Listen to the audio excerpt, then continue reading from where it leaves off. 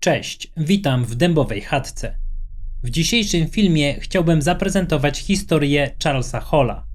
Cały materiał powstał na podstawie jego wywiadów, prezentacji i aż 6 książkach serii Millennial Hospitality. Przekopałem się przez te materiały, żeby wyciągnąć dla Was najdrobniejsze detale, bo w takich historiach diabeł tkwi w szczegółach. Oczywiście, jak zawsze nie twierdzę, że to objawiona prawda. Ocenę tego, czy mamy do czynienia z twardymi dowodami, czy może z genialnie skrojoną fikcją, zostawiam wyłącznie Wam. Zacznijmy od początku. Mamy rok 1943. Gdzieś w stanie Wisconsin na świat przychodzi Charles James Hall. Chłopak, jak wielu w tamtych czasach, w 1964 roku, zaraz po szkole średniej, pakuje manatki i zaciąga się do amerykańskich sił powietrznych. Z tym, że Charles to nie jest zwykły rekrut. Facet ma łeb do matematyki i nauk ścisłych. Szkolenie podstawowe przechodzi w bazie Lackland, a potem trafia do Chanute w stanie Illinois na kurs meteorologiczny. Kończy go z takimi wynikami, że w armii od razu zwracają na niego uwagę. W marcu 1965 roku wysyłają go do bazy lotniczej Nellis w Nevadzie. Jeśli ta nazwa brzmi dla Was znajomo, to macie rację. Jesteśmy tuż obok legendarnej Strefy 51. I w kwestii wyjaśnienia, Nellis i Strefa 51 to nie jest to samo. Nellis to gigantyczny moloch, instalacja wojskowa blisko Las Vegas z poligonami wielkości jakichś 14 000 km². Z kolei Strefa 51 to w zasadzie mała forteca zbudowana wokół wyschniętego jeziora Groom Lake. Z Nellis do Strefy 51 jest około 145 km. Strefa to tajne testy, eksperymentalne technologie i samoloty, a także prawdopodobnie latające spotki. Nellis to natomiast główna ochrona, zaplecze i administracja tego całego kolosalnego kompleksu. Charles ląduje właśnie w Nellis, a konkretnie w odciętej od świata placówce na środku pustyni, nazwanej Desert Center. Jego zadanie dostarczanie pilotom bombowców precyzyjnych danych o pogodzie. Na pustyni warunki zmieniają się tam w ułamku sekundy. Ale Hall to ogarniał. Według relacji jego przełożonych i współpracowników szybko wyrósł na gościa, na którego można liczyć. Miał tak niesamowitą intuicję do pustynnych wiatrów, że uznano go za niezastąpionego. Służył tam przez ponad 2 lata, do maja 1967 roku, a potem trafił do Wietnamu, gdzie dalej bawił się w pogodynka, tyle że z kulami latającymi nad głową. Wrócił do Stanów w 1968, ożenił się, skończył fizykę termiczną, potem jądrową, a na dokładkę zrobił jeszcze MBA z biznesu. Jednym słowem, facet z konkretnym wykształceniem i ścisłym analitycznym umysłem. I tu zdania są podzielone. Czy to wiarygodny świadek? Cóż, przez lata Hall milczał jak grób. Dopiero kiedy komputery stały się powszechne, a edytory tekstu ułatwiały pisanie, usiadł i zaczął przelewać na ekran to, co działo się podczas jego służby na poligonach w Mojave Wells. I tak narodziła się historia o spotkaniach z istotami, które nazwał Tall Whites, czyli wysokimi białymi. Oto jego historia. Wiosna, 1965 rok. Pustynia kwitnie, jest pięknie. Hall wzdycha i tęskni za rodzinnym Wisconsin, gdy nagle dzwoni telefon z wieży kontroli lotów. Gość po drugiej stronie jest przerażony. W wieży panika, a służbę pełnił niejaki McIntyre. I chociaż oficjalnie przełożeni nie pozwolili wezwać Halla na zastępstwo, to operator z wieży błaga go o pomoc. Co się stało? 6 myśliwców F-105 utknęło w powietrzu. Bardzo silny wiatr, piasek, paliwa zostało na niecałe pół godziny, a myśliwce ani nie mogą lądować, ani się katapultować. Przez cały ten czas McIntyre każe im tylko latać w kółko. Hall, jak przystało na dobrego kumpla i faceta, który po prostu wie co robi, wkradł się tylnymi drzwiami do stacji. I co widzi? McIntyre'a z uśmiechem na twarzy, wypełniającego formularze. Z relacji Charlesa wynika, że gość nie złamał regulaminu, ale przez kilka godzin otwierał i zamykał bazę jakieś 250 razy. Jak tylko wiał wiatr, zamykał, a jak przestawał, otwierał.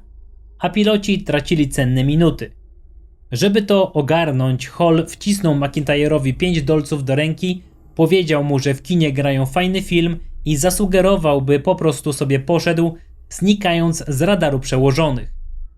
Kiedy przejął dowodzenie, rozpracował te wiatry jak matematyczne równanie. Zrozumiał, że uderzają cyklicznie. Przez minutę wieje wiatr, potem przez następną minutę cisza. Jak w tańcu. Charlie wykorzystał te luki w pogodzie, ustawił myśliwce na podejściu z opuszczonym podwoziem i kazał im siadać między porywami. Dokładnie z 2-minutowymi odstępami. Ostatni myśliwiec lądował z kompletnie pustym bakiem. Silnik zgasł mu w momencie dotknięcia pasa. Moim zdaniem pokazuje to jedno. Ten facet miał nerwy ze stali i niesamowity zmysł obserwacji. Oczywiście kilkanaście minut później do stacji wpada rozwścieczony pułkownik, czyli dowódca tych pilotów. Facet z nerwów wyrywa moskitierę z zawiasów i dosłownie rozwalają na drobne kawałki, krzycząc: gdzie jest ten idiota, który trzymał ich w powietrzu? Hall zachował zimną krew, kryjąc kumpla, ale jego umiejętności ratowania sytuacji nie przeszły bez echa. I to jest moment przełomowy naszej historii, bo kilka dni po tej akcji kumpel Halla, Dwight, przychodzi do niego z nagrodą. Załatwił mu tymczasową fuchę na oddalonym poligonie w Mojave Wells. Brzmi super, nie? 6 tygodni spokoju, 0 oficerów, dodatkowa kasa i własne auto. Dlaczego on? Bo zbliżało się lato, a przełożeni potrzebowali tam kogoś sprawdzonego. Ale to nie wszystko. Dwight sprzedaje mu jeszcze jedną opowieść. Mówi, że głównym powodem, dla którego major puścił Charlesa do Mojave Wells, było rozwiązanie tajemnicy kogoś lub czegoś, co nazywano Range 4 Harry, czyli Harry z 4. poligonu. Według oficjalnej, wręcz miejskiej legendy wśród żołnierzy, Harry był koniem, ale nie byle jakim. Miał to być koń, który w 1954 roku przetrwał wybuch bomby atomowej, a w wyniku promieniowania podobno świecił delikatnym, fluorescencyjnym światłem, ukrywał się w górach i schodził do doliny tylko w ciepłe, letnie noce. Opowiadano, że ktokolwiek spojrzał mu w twarz, kończył poparzony albo po prostu przerażony. Jego twarz przypominała ludzką, z wielkimi niebieskimi oczami, na końskiej głowie z ogonem z długich blond włosów. Reakcja Halla? Parsknął śmiechem. I powiedzmy sobie szczerze, kto z nas nie wyśmiałby historii o radioaktywnym, lewitującym, świecącym koniu? Problem w tym, że Dwight był śmiertelnie poważny. Opowiadał o żołnierzach, którzy ze strachu zrezygnowali z pracy, bo spotkali Harry'ego. Faceci tacy jak Rigby czy Anderson bali się tam chodzić nocą do łazienki, a co dopiero badać wiatry z dala od bazy. Nawet major po jednym ze spotkań barykadował drzwi, wydając rozkaz wycofania misji z 4. poligonu. Charles próbował podejść do tego logicznie. Wypytywał Dwighta o detale. Dlaczego koń na wyschniętym jeziorze, gdzie nie ma wody ani trawy? Dwight odpowiedział, że podobno nie jadł. Więc skąd ten wygląd? Historia, jak to w armii, miała swoje początki. W latach 50. jeden z meteorologów z problemem alkoholowym poszedł sprawdzić białą, świecącą anomalię, uznając ją za własne halucynacje.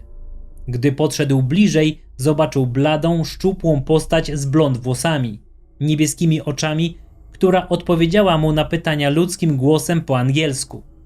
Możesz nazywać mnie Range 4 Harry.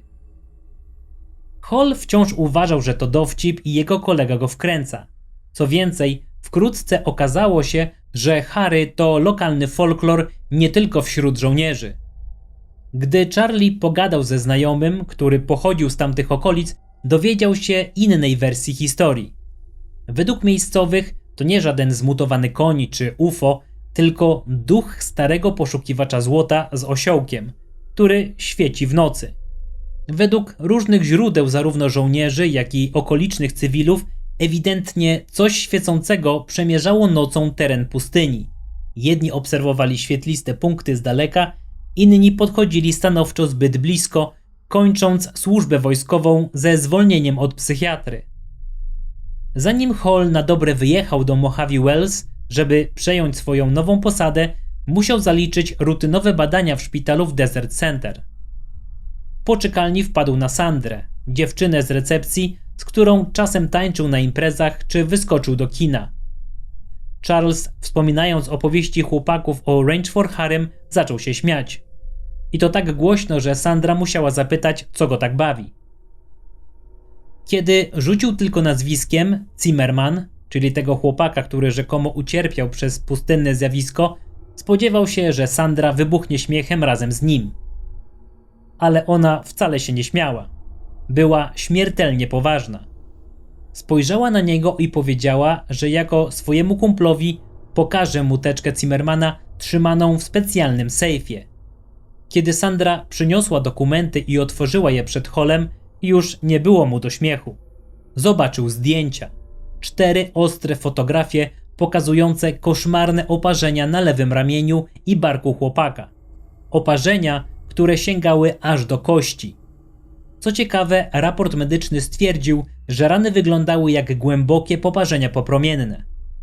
Zimmerman pod wpływem morfiny zeznał, że został zaatakowany przez białego, radioaktywnego konia na północ od poligonu numer 4. Ledwo przyjechał ciężarówką do bazy i zemdlał, gdy tylko zatrzymał wóz. Hall, patrząc na to, zapytał z niedowierzaniem: więc to znaczy, że Harry istnieje? Sandra potwierdziła, dodając jedno kluczowe ostrzeżenie. Zjawisko podobno pojawiało się wyłącznie wtedy, gdy żołnierze przebywali na pustyni sami. Kilka dni później Charles melduje się w Mojave Wells. Jest poniedziałek, 4 nad ranem, pora na pierwszy pomiar wiatru. Hall idzie obudzić swojego partnera, którego ma zastąpić, czyli sierżanta Sullivana. Sullivan zrywa się z pryczy i po chwili stoi przed Hallem w nieskazitelnym nowym mundurze z wypolerowanymi butami. Wszystko to na środku zakurzonej pustyni. Charlie zastanawia się, jak to możliwe, by ktoś na takim odludziu tak bardzo dbał o wygląd. Szybko zauważa też, że silnik w prywatnym samochodzie Sullivana jest wciąż ciepły, mimo że ten oficjalnie rzekomo spał. Gdy jadą na poligon numer 3 nową ciężarówką, słońce już wschodzi. I tu pierwsza czerwona flaga. Chociaż Sullivan przebywa w tej bazie od miesięcy, pędzi ponad 120 km na godzinę i jest przerażony. Zachowuje się, jakby uciekał przed własnym cieniem, a kiedy docierają pod stację meteorologiczną, Sullivan szarpie za klamkę, po czym odwraca się do Halla i pyta o klucz. Okazuje się, że żołnierz, który pracował tu najdłużej, nie ma klucza do własnego miejsca pracy. A co robi Sullivan? Bez słowa wraca do wozu, każe Hallowi notować i dosłownie dyktuje mu wymyślone pomiary wiatru, pędząc z powrotem do bazy.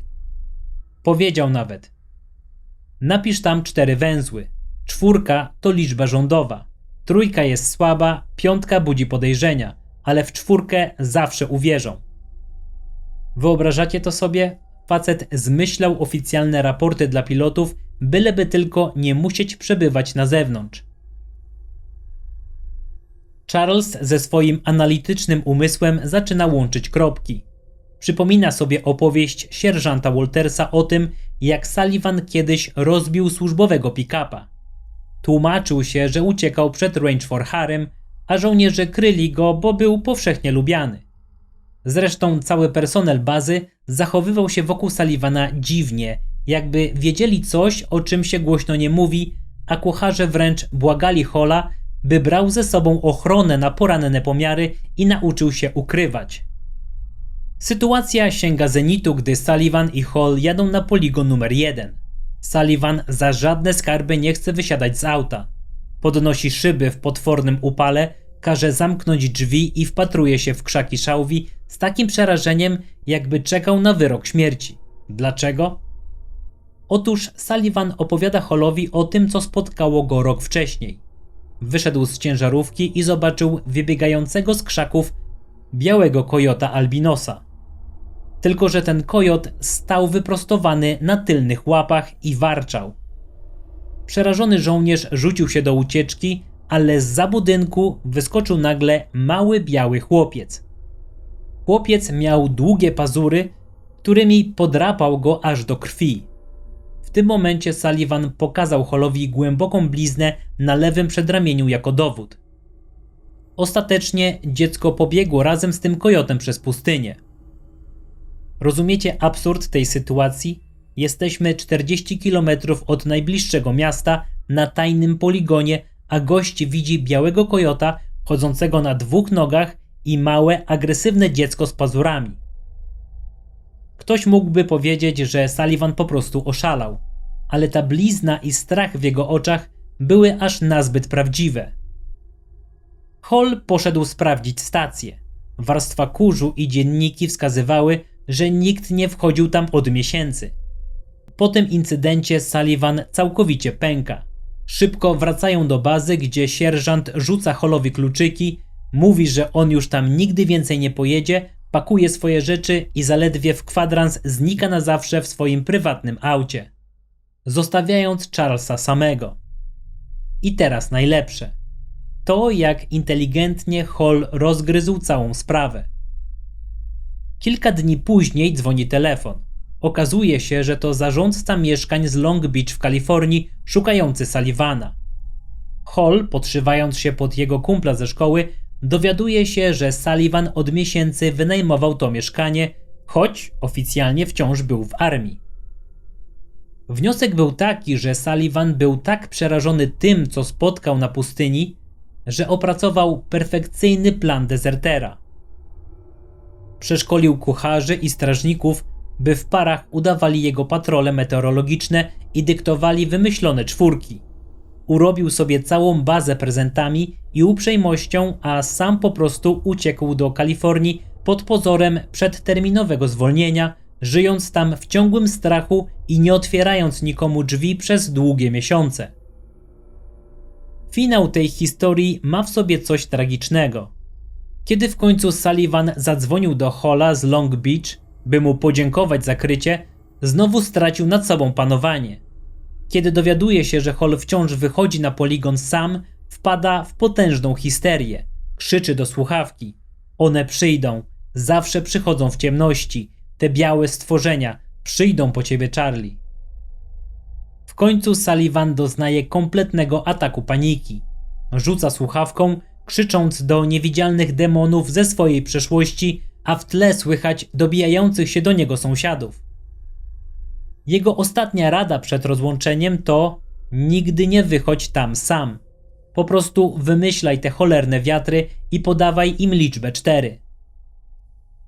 Czy to była psychoza spowodowana pustynną izolacją, eksperymenty wojskowe, o których żołnierze nie mieli pojęcia, czy rzeczywiście nieludzkie istoty nazywane później wysokimi białymi?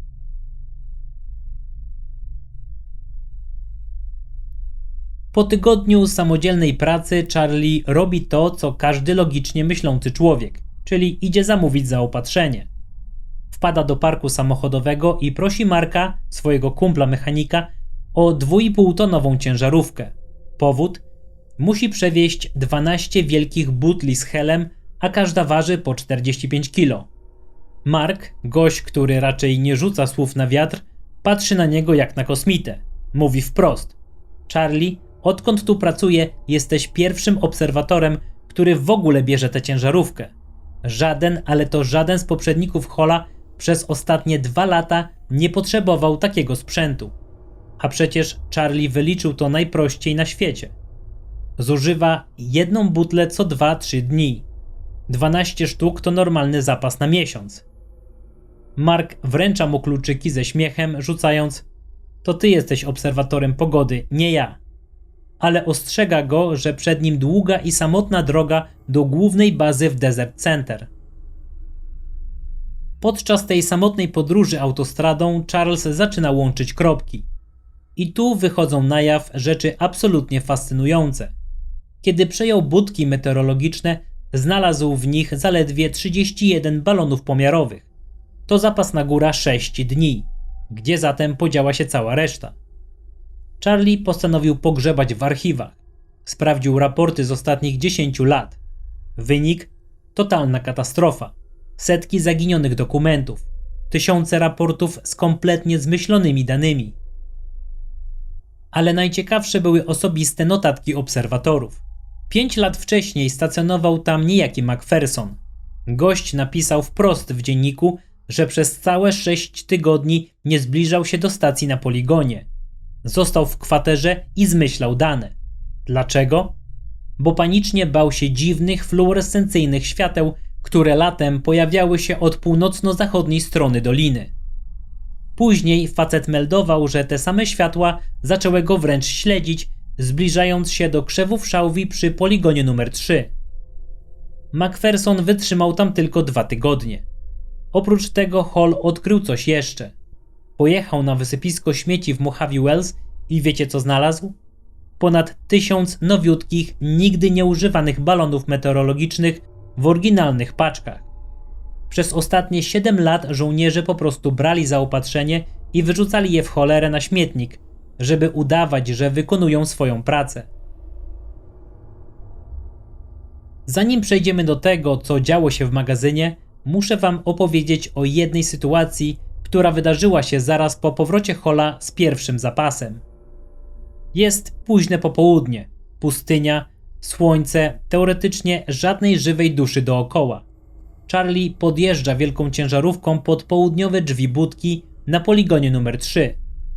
I nagle w ułamku sekundy uderza go to przerażające uczucie. Czuje, że nie jest sam, że ktoś obserwuje każdy jego ruch. Rozładowuje sprzęt w ekspresowym tempie i po prostu stamtąd ucieka.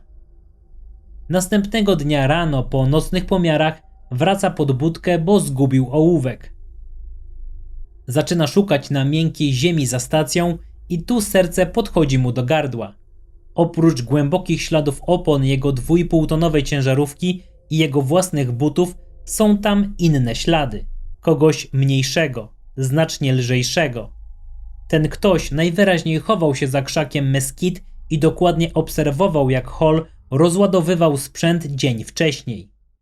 Ślady nachodziły na bieżnik opon, więc ewidentnie ktoś tam z nim był. Ale Charlie, typowy racjonalista, postanowił po prostu wyprzeć to z pamięci. Wróćmy teraz do papierologii, bo to doprowadziło niemal do aresztowania Halla. Mija trochę czasu, kończą się zapasy helu i tych uratowanych ze śmietnika balonów. Charles jedzie do magazynu w Desert Center ze swoim racjonalnym formularzem. 120 balonów i 12 butli helu. Kiedy podjeżdża pod budynek, widzi z tyłu wóz żandarmerii wojskowej. Lotnik za ladą jest blady. Wręcza zamówienie swojemu szefowi, starszemu sierżantowi sztabowemu. Sierżant bierze to do rąk i od razu chwyta za telefon.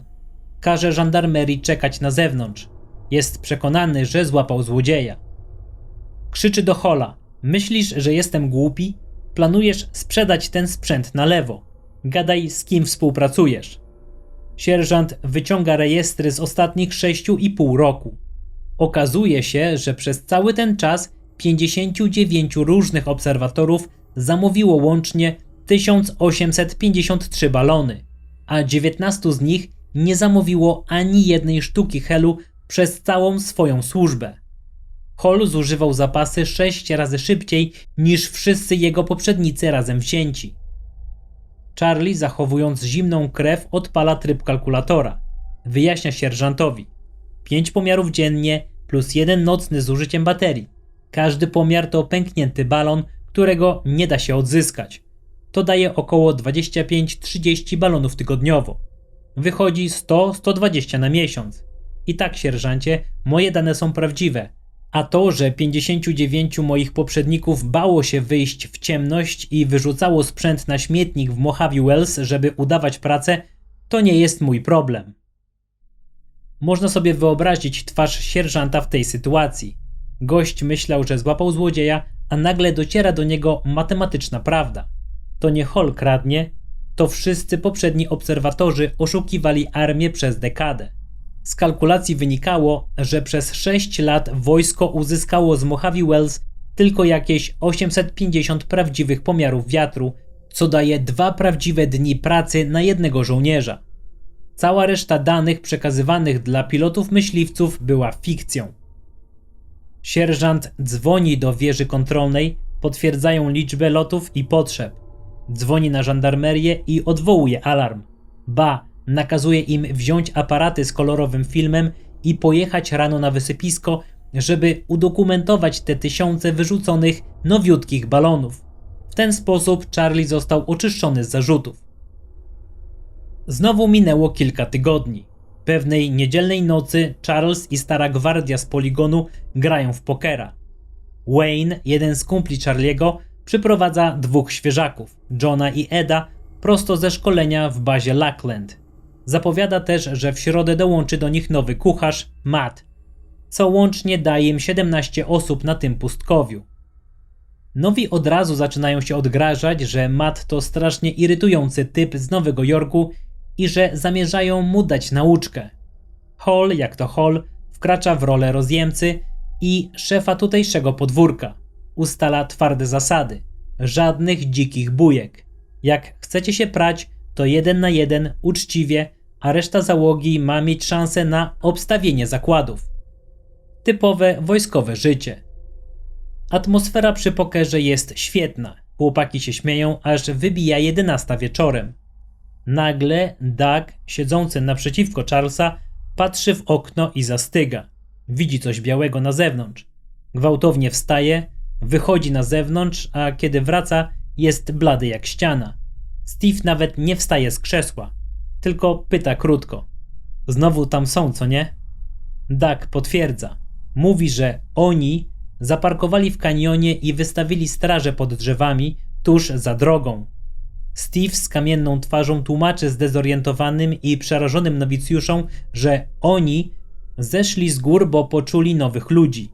Tłumaczy, że właśnie dlatego kazał świeżakom spać w jednym baraku, a ich rzeczy zostawić w pustym budynku obok, żeby oni mogli w nocy wejść, zaspokoić swoją ciekawość, przeszukać ich torby i sobie pójść. Steve dorzuca coś jeszcze, co bezpośrednio uderza w Halla. Mówi, że Charlie jest jedynym facetem na poligonie, którego te istoty obserwują z bliska, do którego przychodzą w nocy i przeglądają jego rzeczy, kiedy on śpi. Dlaczego? Według Steve'a rzekomo polubiły go ich dzieci. Reakcja Charlesa? Oczywiście musiał ukryć śmiech. Był w 100% przekonany, że starsi żołnierze zorganizowali po prostu genialny spektakl inicjacyjny, klasyczną falę, żeby straszyć nowych rekrutów opowieściami o kosmitach. Postanowił więc podkręcić atmosferę i zapytać Wayne'a: no dobra, to czym właściwie są te latające spotki i kim jest ten Range 4 Harry? Wayne wybucha. Z absolutną powagą i złością oświadcza, że to nie są żadne żarty ani halucynacje. Twierdzi, że to wysokie, białe istoty z innej planety.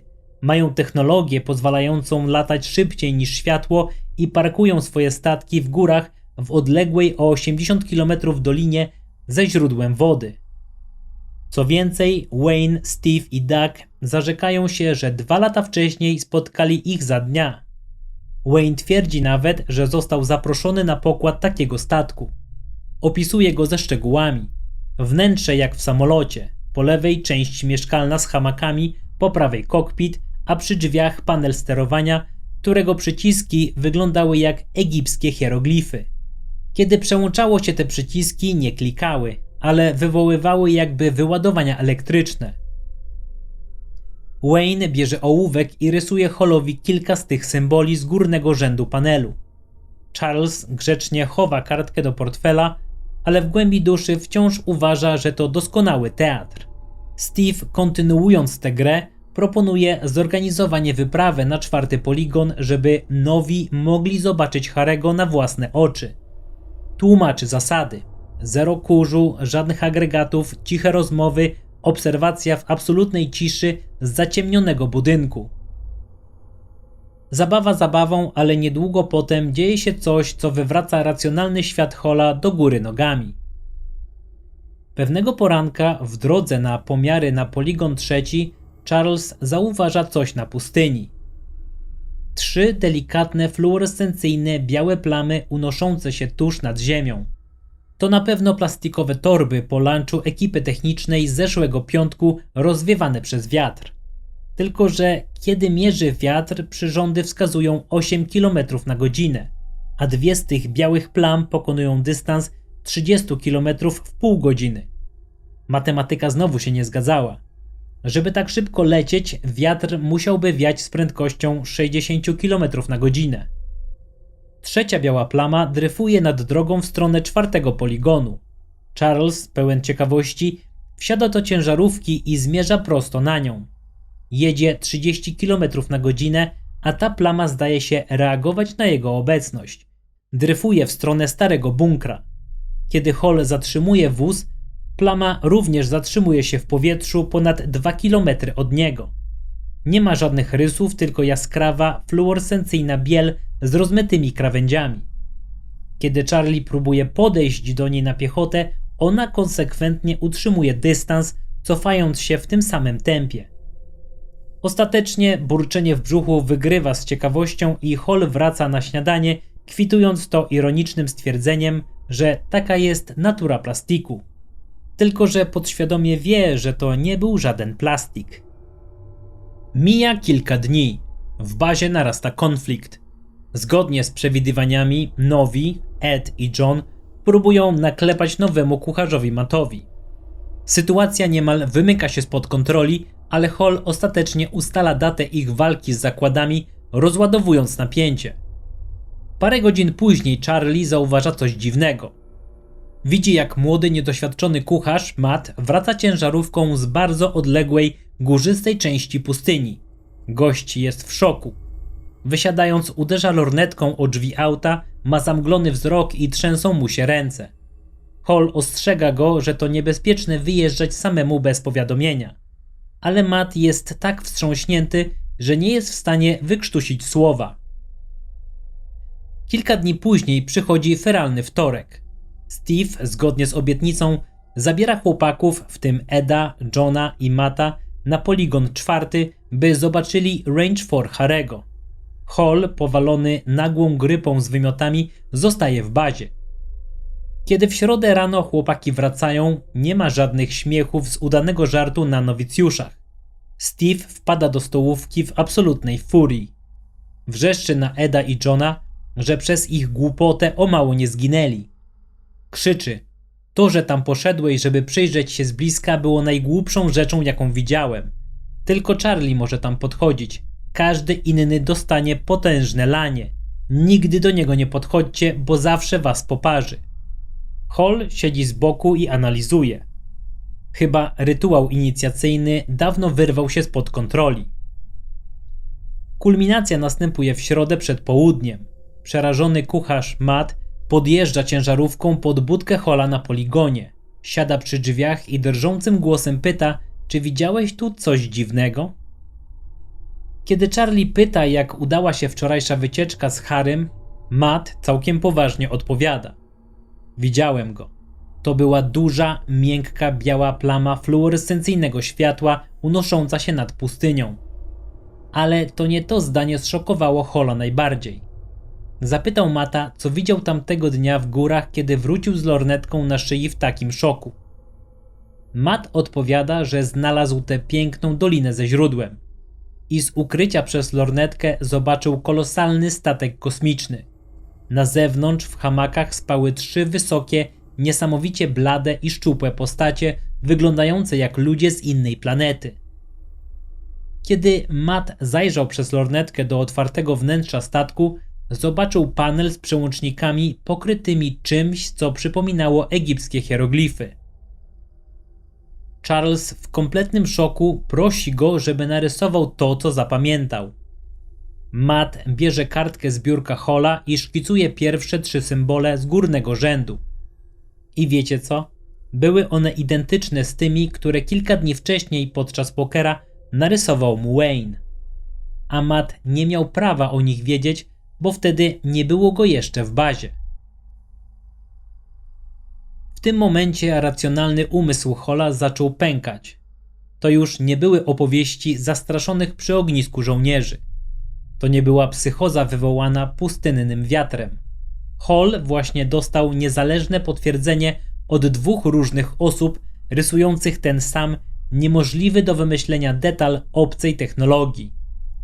Żart, w który Charles tak usilnie chciał wierzyć, okazał się najczystszą, najbardziej przerażającą prawdą. Minęło kilka tygodni. Typowa na pustyni pogoda, czyli potworny upał, falujące, rozgrzane powietrze i ciągnący się po horyzont fioletowy dywan kwitnącej szałwi. Charlie, jak zwykle samotnie ukryty w swojej budce meteorologicznej, próbuje czytać książkę historyczną, ale nie może się skupić. Ogarnia go narastający irracjonalny niepokój. Zaczyna analizować sytuację. Po pierwsze, dlaczego dowództwo z Desert Center nagle kazało mu siedzieć na tym konkretnym rzadko używanym poligonie przez cały tydzień? Generał zażądał raportów co do minuty, a jednocześnie Charlie wiedział, że oficerowie wrzucają je prosto do kosza, nawet ich nie czytając. Po drugie, Charlie słyszy wokół siebie śpiew 5, może 6 skowronków. Problem w tym, że pomimo koncertu na tym poligonie nigdy nie było widać ani jednego ptaka. Po trzecie, zauważa, że pudełko białych balonów leży na krawędzi półki, chociaż był pewien, że wcześniej schował je znacznie głębiej. Więc ktoś albo coś musiało je przesunąć. Nagle około 400 metrów od budki Charlie dostrzega anomalię. W miejscu, gdzie zarośla szałwi są wyjątkowo wysokie i gęste, krzewy poruszają się zbyt gwałtownie, by można było zrzucić to na wiatr. A potem widzi to. Szybki błysk kredowej bieli przemykający przez szczeliny w krzakach. Z początku myśli, że to miraż, może kojot, ale w końcu dociera do niego przerażająca prawda. To wygląda i rusza się jak mała, zagubiona, przerażona 4-letnia dziewczynka, która utknęła w naturalnym labiryncie kolczastej szałwi. I tu nasz bohater podejmuje decyzję, która na zawsze zmieni jego życie. Ubiera grube skórzane rękawice, bierze wodę i wchodzi w ten rozgrzany jak piec labirynt. Nawołuje. Czy ktoś tu jest? Zgubiłaś się? Pomóc ci znaleźć rodziców? Co robi w tym czasie chór niewidzialnych skowronków? Ptaki zaczynają nagle błyskawicznie otaczać Charlesa, formując taktyczny wojskowy łuk kilkanaście metrów od niego. Jeden z nich wydaje wyższy, ostrzejszy dźwięk. I wtedy biała istota w krzakach zastyga w bezruchu, czekając aż Hall do niej dotrze. Wtedy Charlie wreszcie rozgarnia ostatnie krzaki. Jego mózg dosłownie się zawiesza. Niecałe 3 metry przed nim stoi istota, która nie pochodzi z tego świata. Wygląda jak dziewczynka, ma niespełna metr wzrostu, jest ubrana w kombinezon z czegoś, co przypomina aluminiowe płótno i białe nylonowe buty przypominające te dla astronautów. Ma krótkie blond włosy, ale jej skóra jest kredowo nienaturalnie biała. Jest absurdalnie chuda, znacznie szczuplejsza od jakiegokolwiek ludzkiego dziecka. Jej oczy są nienaturalnie wielkie, jasnoniebieskie, przedłużone na boki głowy. I to, co ostatecznie przyprawia Halla o dreszcz, to jej rękawiczki, gdyż mają tylko 4 palce i wystają z nich 4 ostre pazury. Charlie instynktownie cofa się o krok, otwierając jej drogę ucieczki. Wtedy z krzaków 15 metrów dalej rozlega się przeraźliwie głośny, nieludzki dźwięk. To nie były ptaki. To Tall Whites, czyli wysocy biali, ukryci w szałwi, cały czas kontrolowali sytuację. Przerażony Charles powtarza łagodnym tonem niczym w transie. Nie skrzywdzę cię. Zostawię ci wodę przy stacji. Wyjdź jak będziesz gotowa i zaczyna powoli cofać się do swojej budki meteorologicznej. W połowie drogi odwraca się na ułamek sekundy i kątem oka dostrzega ogromną, smukłą, białą postać, która z nieludzką zwinnością przemyka w zaroślach i w jednym płynnym ruchu ukrywa się w miejscu, w którym była dziewczynka. Czy była to jej matka albo jakiś obrońca? Nie wiadomo. Wystraszony Charlie szybko chowa się w stacji i rygluje drzwi. Jednak obietnica zostawienia wody nie daje mu spokoju. Ostrożnie wychyla się z budki, kładzie manierkę na słupku ogrodzenia, odkręca lekko korek i krzyczy w pustkę. Woda jest tutaj. Po chwili dźwięki fałszywych skowronków kompletnie milkną. Zaraz potem Hall dzwoni do bazy Desert Center z pytaniem, czy komuś zginęło dziecko. Generał, do którego ostatecznie trafia ta sprawa, dziwnie mu dziękuje. Charles i jego kumpel z wieży orientują się także, że ktoś podsłuchuje ich rozmowę. Dostaje pozwolenie na ewakuację. Ucieka stamtąd, wiedząc już, dlaczego jego poprzednik Sullivan zdezerterował. Po tych wydarzeniach dla Charlesa przychodzi koszmarna noc. Rano musi wrócić na ten sam poligon. Jeśli odmówi, czeka go sąd wojskowy. Jeśli pojedzie, to wie, że prawdopodobnie wysocy biali będą tam na niego czekać. Rano w absolutnej histerii podjeżdża pod budkę z włączonymi długimi światłami, nie wyłączając silnika. Oczywiście pojemnik na wodę jest w połowie pusty, a na ziemi obok niego widać dwie pary świeżych śladów. Jedne dziecięce, drugie dorosłego osobnika o wadze góra 50 kg. Hall w rekordowym czasie wykonuje pomiary, odśpiewując głośno piosenki, żeby nie oszaleć ze strachu. Kiedy wraca, kątem oka widzi w krzakach wysoką, białą kobiecą postać. Ma wręcz telepatyczne wrażenie, że ona stoi tam tylko po to, by mu podziękować. Ale Hall jest na skraju załamania. Wciska gaz do dechy i pędzi przez pustynię.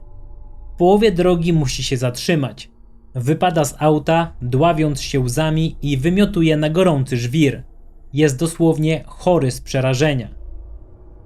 Gdy całkowicie zniszczony Charles dociera do bazy, wita go główny kucharz, Smokey. Kumpel patrzy na niego i mówi z szerokim uśmiechem: jesteś blady jak duch, Charlie. Ale wiesz co?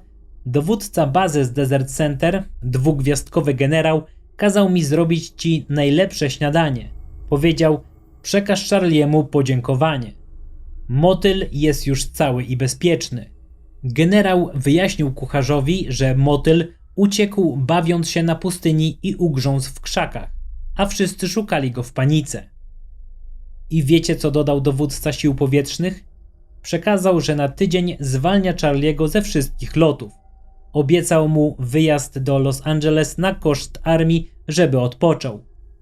Generał otwarcie powiedział, że Pentagon i wysocy biali są pod wrażeniem odwagi Halla, bo nikt nigdy wcześniej nie odważył się wejść w te krzaki, by pomóc jednemu z nich.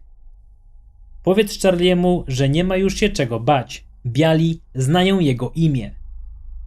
Najciekawsze w tej scenie nie jest nawet samo uratowanie małej istoty, tylko reakcja generała. On nie brzmi jak człowiek zaskoczony obecnością Tall Whites.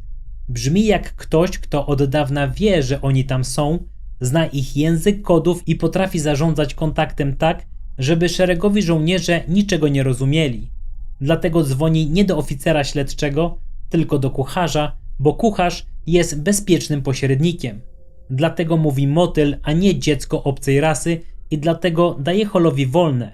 Nie tylko jako nagrodę, ale też po to, by odsunąć go od poligonu, uspokoić całą sytuację i pokazać Tall Whites, że armia rozumie wagę tego, co się stało. Z tego wynika coś jeszcze bardziej niepokojącego. Wiedza była najpewniej zarezerwowana dla wąskiej grupy wysoko postawionych ludzi, a cała reszta personelu błądziła po omacku narażona na śmiertelne niebezpieczeństwo, bo nikt nie powiedział im, z czym naprawdę mają do czynienia. Na tym kończymy dzisiejszą opowieść, ale nie jest to koniec historii Charlesa Halla. Jego zmagania z obcą cywilizacją na amerykańskiej pustyni będą kontynuowane w kolejnych materiałach na moim kanale. Bardzo Wam dziękuję za to, że byliście dzisiaj ze mną i wysłuchaliście tego materiału w tej zupełnie nowej formie. Jak zawsze zapraszam do komentowania. Dajcie znać, co sądzicie o układzie wojska Stallwhites i odświeżonej wersji kanału. Zostawcie łapkę w górę, subskrybujcie i do usłyszenia w kolejnym filmie Dębowej Chatki.